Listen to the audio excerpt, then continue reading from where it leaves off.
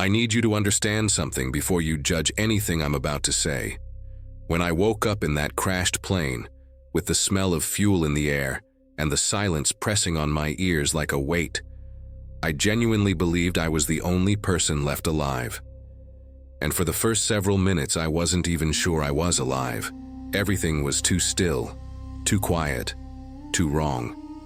But what terrified me even more, what stayed with me long after I was rescued, was the sound I heard coming from the trees. Not an animal I recognized, not a person answering my calls.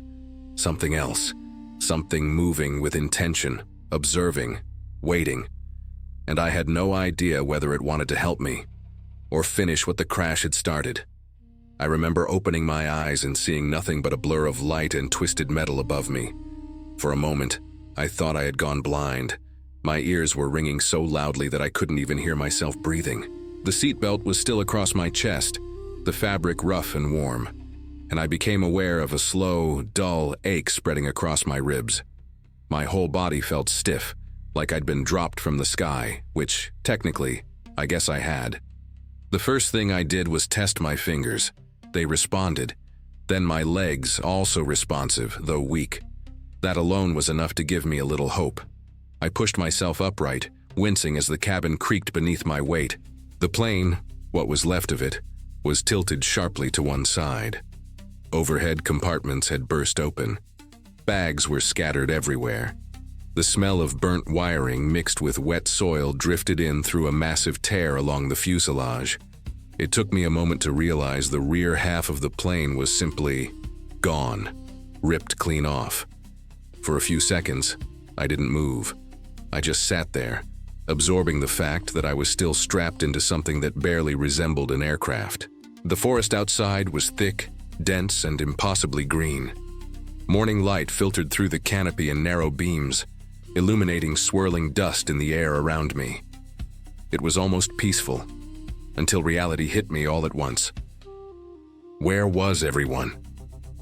I unbuckled myself and stood on trembling legs. The moment I shifted my weight, pain shot up my left side, sharp and concentrated. A cracked rib, maybe. But I was standing, and that was enough. I shouted out first. Not words, just a desperate sound. Something between a cough and a plea. No one answered. I called again, louder this time. Still nothing. I stepped out of the broken plane and immediately felt the humidity cling to my skin. The forest floor was soft, covered in moss and fallen leaves.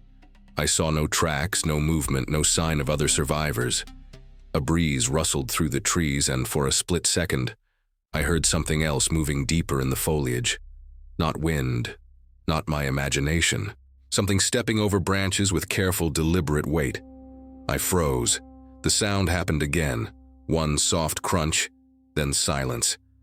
My heart pounded so hard it drowned out everything else. I stared at the trees, expecting an animal to emerge. I didn't care what kind.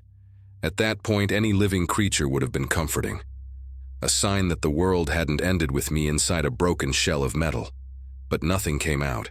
It was too early to panic, I told myself. I was hurt, dehydrated, and disoriented from the crash. My senses were probably exaggerating everything. I forced myself to take slow breaths and turned back toward the plane.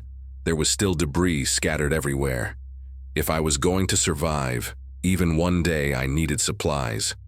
I climbed back inside and began looking through every bag that hadn't been torn open. Most were filled with clothes, chargers, books. Useless. But then I found a small backpack wedged under a seat. Inside, there were 2 water bottles, a handful of granola bars, a jacket, a small flashlight, and a first aid kit. It wasn't much, but it was enough to keep me alive for a little while. I stepped out again, listening carefully. The forest was quiet, except for the occasional rustle of branches above me. Birds, maybe, but my nerves were already frayed, and every noise sounded bigger than it was. I knew I couldn't rely on luck alone. I needed a plan. First, find the tail section. If anyone else survived, they might be there, or at least there might be supplies. Second, locate a water source. The bottles I found wouldn't last long. Third, stay calm. Fear was going to kill me faster than the wilderness. I decided to start by walking along the path of broken branches and torn vegetation behind the plane. It was the direction the craft must have come from as it skidded through the forest. The debris trail was easy to follow. Small bits of metal, pieces of insulation, papers fluttering in the underbrush. I walked slowly, favoring my left side. The sunlight filtering through the canopy above shifted constantly, giving the impression of movement all around me. Several times I thought I saw something in my peripheral vision, shapes between the trees, shadows that didn't match the branches, but every time I turned my head, nothing was there. The heat made it difficult to think straight. Sweat dripped into my eyes. My breathing grew shallow. But I kept moving, telling myself that stopping wouldn't help me find anyone. The trail led me downhill into a narrow gully. The air grew cooler, damper. Ferns brushed against my legs as I followed the slope. I hadn't seen any sign of the tail section yet.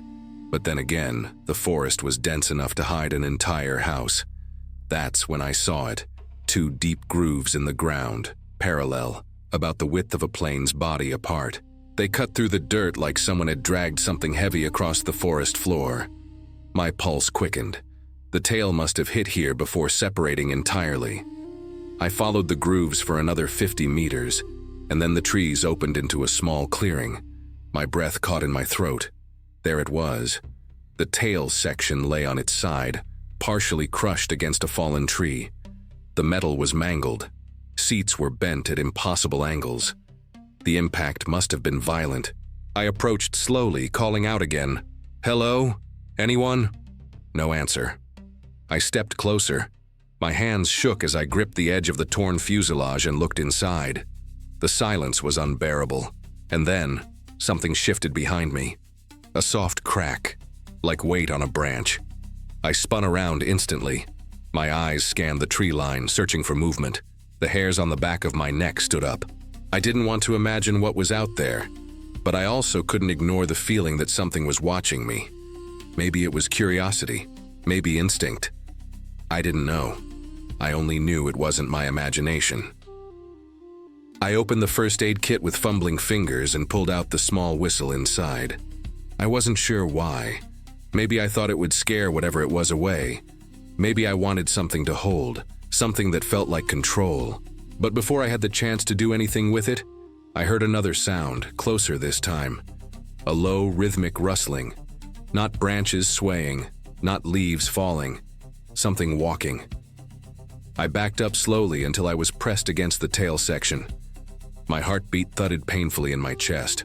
I tried calling out again, hoping it was another survivor, maybe injured and unable to speak loudly. "Hello? I'm here. Are you okay?" No reply. Just breathing. Not mine. Something else's. I couldn't see it, but I felt it. The presence in the trees. It wasn't approaching exactly. It was circling, moving carefully, deliberately, like it was studying me. I grabbed a metal pole from the wreckage, a broken seat support, and held it tightly, though I knew it wouldn't do much against a large animal. Then again, I didn't know if it was an animal. Minutes passed with agonizing slowness. Finally, the sound faded. Whatever had been there moved back into the deeper forest. The moment it disappeared, the tension in my shoulders eased, and I collapsed onto a piece of twisted metal, shaking. I didn't cry. I couldn't. I was too dehydrated and too stunned. I climbed into the tail section and immediately saw that most seats were empty.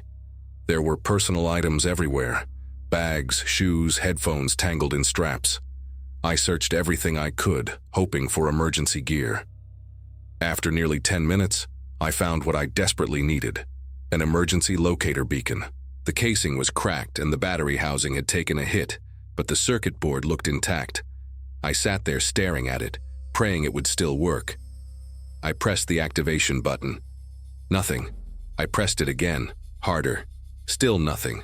I wanted to throw it, scream, smash something, but I forced myself to breathe. There had to be something else. I kept searching, pulling apart seats, digging through compartments. The more I searched, the more the fear crept into me again because that rustling sound started up once more. Distant, but steady. It was following me.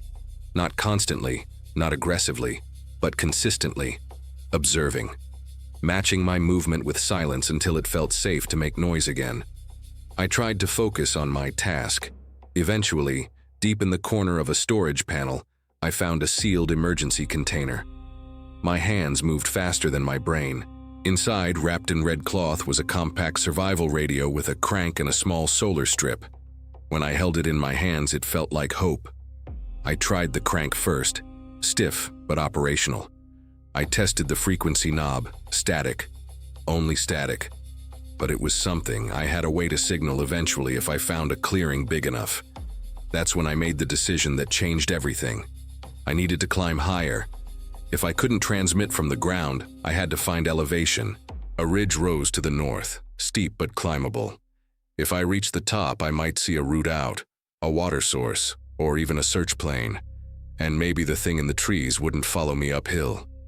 I slung the backpack over my shoulder, grabbed the metal pole again, and stepped out of the tail section. The forest air felt heavier than before, like the humidity had thickened into something physical.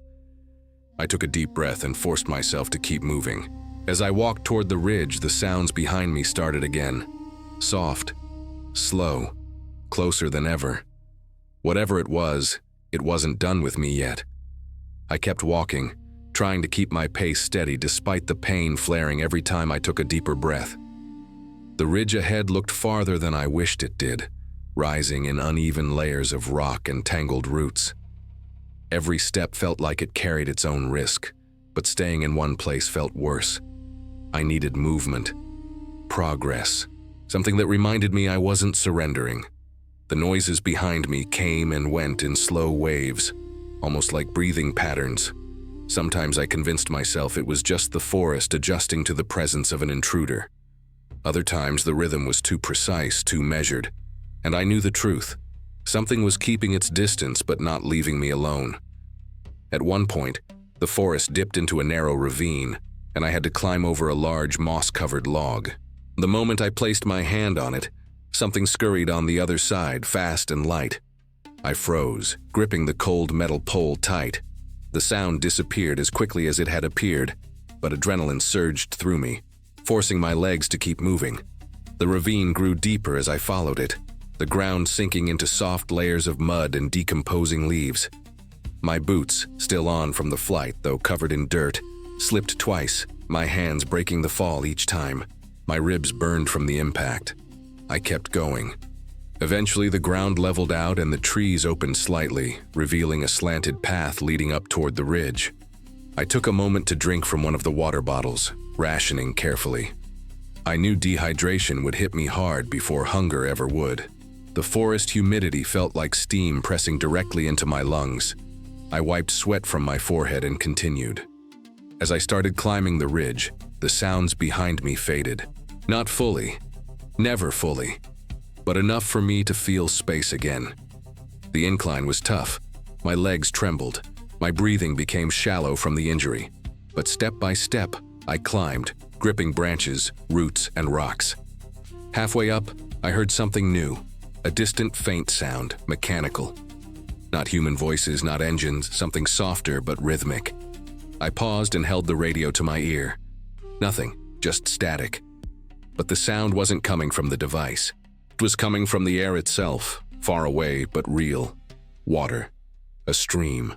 Finding water could save my life. I shifted my path slightly, climbing toward the direction of the sound, until I reached a narrow plateau covered in ferns. Past the ferns, the ground sloped down again, and through the trees I glimpsed movement. Not the kind that stalked me earlier. This movement was shimmering, reflective, sunlight bouncing off running water. Relief washed over me so hard my knees nearly gave out. I made my way down carefully, sliding on loose dirt until I reached the stream. The water was clear and cold, running over smooth stones. I filled my bottle and drank deeply, letting the chill spread through me. It was the first moment since waking in the plane that I felt my body relax. But the calm didn't last long. Across the stream, deeper in the trees, a shadow shifted. Slowly, purposefully. I froze mid-step. The sound came again. Soft, steady, not rushed. almost like footsteps, but too spread out, too heavy for a small animal. I lowered myself and crouched behind a fallen trunk, watching the tree line.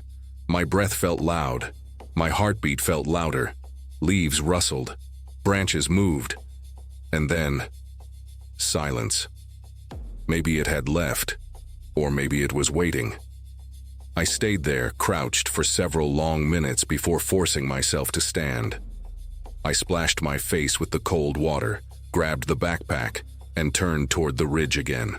The climb was steeper now, and exhaustion settled into my bones like cold metal. But the thought of reaching the top, of seeing something other than endless forest, kept me fighting through the pain. When I finally reached the ridge, the view almost knocked the breath out of me. Endless forest. A sea of treetops stretching to the horizon in every direction. Green waves rolling into mist-covered valleys. No houses, no roads, no smoke trails, nothing human. But one thing moved far below, something dark shifting along the route I had taken. At first I thought it was an animal. A large one, maybe a bear, though the movement pattern was different. Slower, more deliberate, almost calculated. It wasn't wandering. It was following the exact trail I had left behind. My trail. My heart kicked into overdrive. I crouched quickly, hiding behind a cluster of boulders. From up here I had the advantage. I could see it, but it couldn't see me. The figure stopped near the fallen log where I'd heard movement earlier. It remained still for a long moment, then changed direction slightly, as if reevaluating the path. It was following me, but not blindly. It was analyzing. And that terrified me more than anything so far. I backed away from the edge of the ridge and found a shaded spot to rest, pulling the survival radio from my pack. I cranked it again, praying for a voice, a signal, anything. Static filled the airwaves like a restless ghost. I switched frequencies slowly, waiting after each adjustment. For several minutes, nothing changed. Then, just as I was about to give up, a faint crackling shifted into a fractured tone. Not a voice, but something. Maybe a distant transmission? Or interference? It lasted only a moment before dissolving back into static. It was enough to spark hope. If I could reach a higher point, another ridge or a clearing, I might actually hit a functional signal, but night would come in a few hours. I needed shelter. I scanned the ridge and saw a cluster of massive rocks forming a shallow overhang. It wasn't perfect, but it could shield me from wind and prevent animals from approaching unseen from behind. I gathered branches and leaves to form a makeshift bedding area. The ground was uneven, but at least it was better than lying exposed. I kept the metal pole close, not that it would stop anything big. As the sun dipped lower, shadows stretched across the forest. The air cooled. And that's when the noises returned, this time from the base of the ridge. A branch snapped, a pause, another step. But what struck me most was how controlled it sounded. Not frantic, not predatory, just aware, like it was testing the perimeter, waiting for movement. I didn't breathe. I didn't blink. I pressed myself against the stone and stayed absolutely silent. Minutes passed. Finally, the sounds faded again. But I didn't sleep. I couldn't. Every time my eyes drifted shut, I saw the shadow moving below me, following my path with unsettling accuracy. Sometime deep into the night, I heard something new. Not movement. A whistle. High, soft, almost melodic. I sat up instantly, gripping the pole so hard my knuckles whitened. The whistle came again. 3 rising tones, faint and distant, but too structured to be natural. It wasn't an animal. It wasn't the wind. It wasn't coincidence. Someone or something was signaling. I whispered into the darkness, "Who's there?" The forest answered with silence. Eventually the night passed and pale morning light filtered through the trees. I felt delirious from lack of sleep, but I forced my body to keep moving. I needed a higher point. I needed to transmit a signal. I needed rescue before exhaustion or whatever was following me pushed me past my limit. I descended carefully from the ridge and headed toward a distant peak I had spotted earlier. It took hours to navigate through thick brush, climb over boulders, and avoid unstable ground. Several times the sounds returned behind me. The same rhythmic footsteps, the same deliberate pacing, but always distant enough to keep me moving. I reached a clearing near the base of the peak. Sunlight poured into it like a spotlight. For a moment, I allowed myself to rest, leaning against a tree. Then something glinted in the bushes to my right, a reflection, metal. I kneeled and pushed aside the leaves, a wristwatch. Someone else had been here. My throat tightened. The watch wasn't scratched or weathered. It hadn't been on the ground long, maybe hours, maybe minutes. I spun around, scanning the trees. "Hello?" My voice cracked. "Is anyone there?" Silence. I picked up the watch and felt engraved initials on the back. Something familiar. It belonged to one of the passengers. I remembered seeing him wearing it at boarding. Hope surged through me again. Another survivor. Someone else had made it this far, but the hope was short-lived. Right beside the watch were footprints. Bare footprints, not human-shaped. Something with long digits, deep impressions in the mud, and not just one set, several overlapping tracks, as if something had circled the spot repeatedly. My stomach twisted. I backed away slowly, gripping the metal pole tight. Whatever had been following me was closer than I thought. I turned toward the peak and moved as fast as my injury allowed. The forest closed in around me, branches scraping my arms, roots grabbing at my boots. My breath grew ragged. I felt dizzy, almost faint. Then the trees thinned, and I saw the perfect transmission point. A massive rock tower rising above the canopy, its top exposed to the open sky. If I reached that vantage point, I could broadcast for miles. I climbed, scraping my hands, bruising my knees, ignoring the screaming pain in my side. When I finally reached the top, I collapsed onto the stone, panting. I pulled out the radio. I cranked it until my arm burned. I pressed the broadcast button and spoke through trembling lips. "This is a survivor of Flight 23. I repeat, I am a survivor of Flight 23. I am injured. I am alone. Coordinates unknown. If anyone can hear me, please respond. Static." I repeated the message again. Static. I tried a third time, and just as I finished speaking, something shifted behind me on the rock. I turned slowly.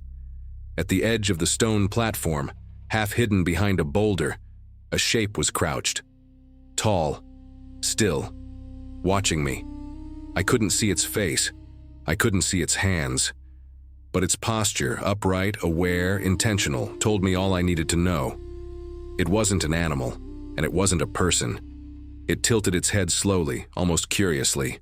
My heart hammered so hard I thought my ribs might give out entirely. I didn't move. I didn't breathe.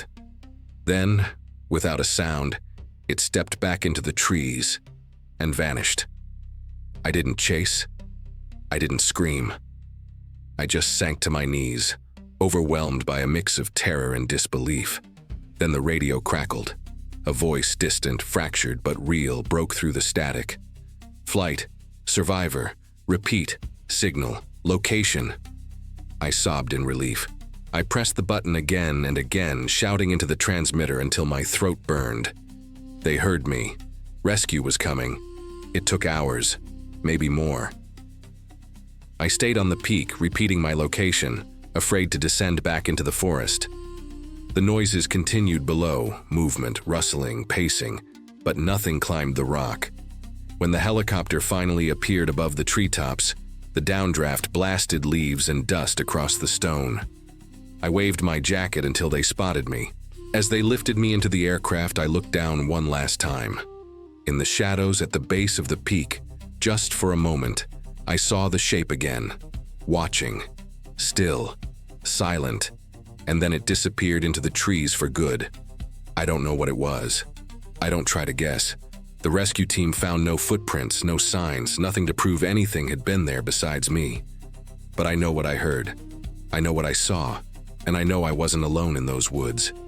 Thank you for listening to my story. I appreciate you staying with me until the end. Because telling this, it isn't easy. But sharing it helps me breathe again. And maybe it reminds someone out there that survival isn't just about strength. It's about refusing to give up, even when everything around you says you should. Thank you again for watching. If you want more stories like this, don't forget to support the channel, share the video with someone who enjoys survival narratives, and stay tuned for the next adventure. And please, take care out there.